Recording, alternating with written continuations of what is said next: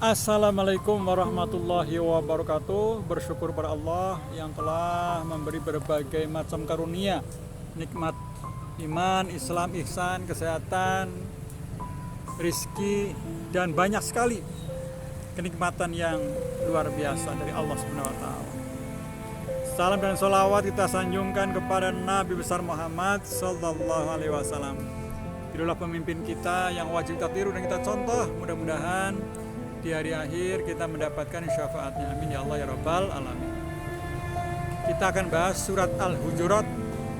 Mudah-mudahan kita rajin membaca surat ini dan kita melaksanakan apa yang menjadi hikmah-hikmahnya, pelajaran-pelajarannya kita bisa melaksanakan dan kita mempelajari tentang surat Al-Hujurat ini. Kaum muslimin muslimat rahimakumullah.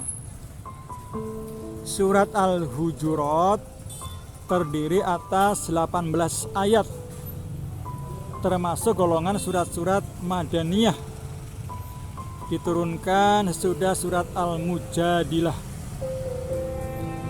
Dinamai Al-Hujurat atau kamar-kamar, diambil dari perkataan Al-Hujurat yang terdapat pada ayat 4 surat ini.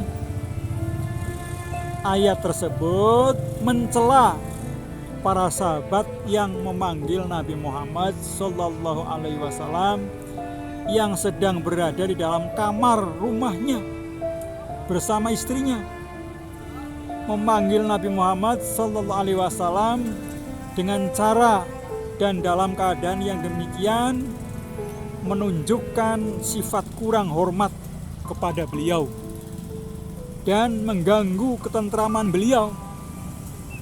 Sedangkan pokok-pokok isinya dalam surat Al-Hujurat: 1. Keimanan. Masuk Islam harus disempurnakan dengan iman yang sebenar-benarnya. Yang kedua, hukum-hukum. Larangan mengambil keputusan yang menyimpang dari ketetapan Allah dan Rasul-Nya.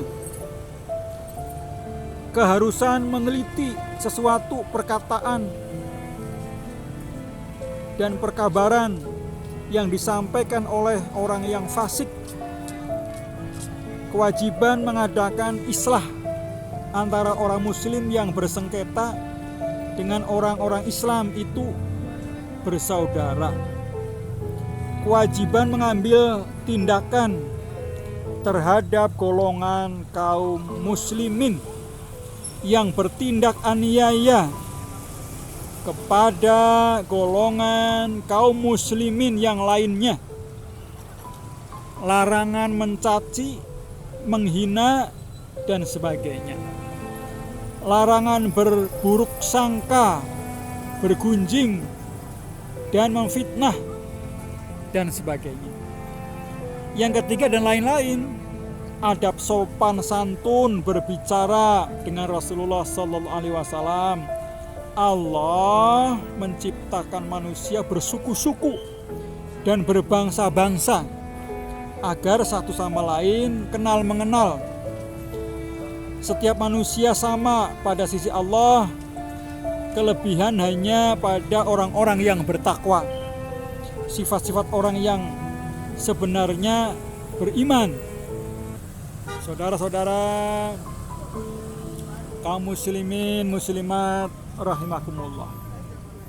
Surat Al-Hujurat menerangkan tentang akhlak yang baik yang berhubungan dengan sikap orang mukmin terhadap Allah, Nabi Muhammad SAW, sikap mereka terhadap saudara-saudara mereka seagama, sopan santun dalam pergaulan dan pergaulan antar bangsa. Juga surat ini menerangkan bagaimana sikap orang-orang mukmin dalam menerima berita dari orang-orang fasik. Kemudian surat ini ditutup dengan menerangkan hakikat iman dan keutamaan amal orang-orang mukmin. Lalu ada enggak hubungannya antara surat Al-Hujurat dengan surat Qaf? Tentu saja ada.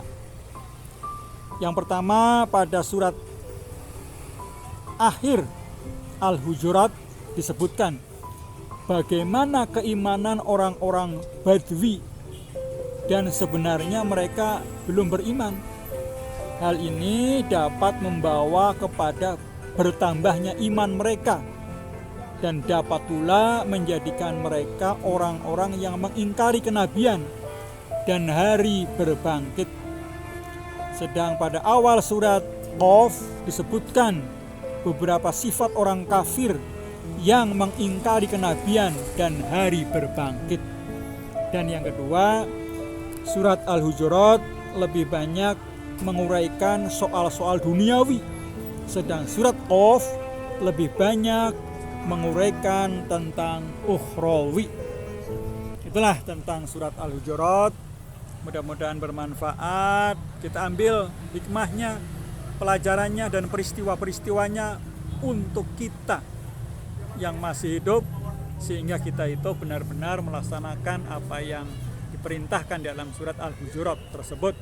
Dan kita harus rajin membaca surat Al-Hujurat ini sehingga kita itu dicintai oleh Allah Subhanahu wa ta'ala. Kebenaran datangnya dari Allah Subhanahu wa ta'ala, kesalahan dari kita sebagai manusia. Assalamualaikum warahmatullahi wabarakatuh.